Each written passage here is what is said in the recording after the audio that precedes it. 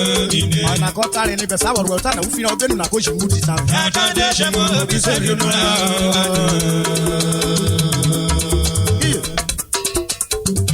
Akiri yo jamya jera. Ya le bi yo biro ti yo de fa hore.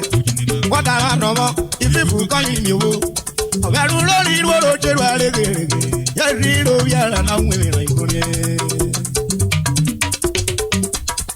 Obi ala fra wo gbiwo. Wo bi abo yo to re. Akiri ere, obi ala jera. Wa le bi yo biro ti yo de fa hore. Wadara no mo ififu kan yin yo. Meru lori ro jeru arege. Aye beri ro yara na nwe ran ikore. Eje lo yara peki, yo yara eboro were. Akidere. Ye lo yara pirwo, yo yara jode.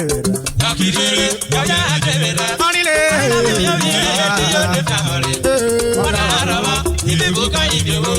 Abaru lori lo kerware dere. Kuriya yo eri lo yana we rai gure.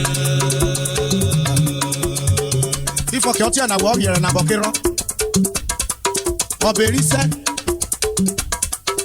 Uyo biroye, usegbe san.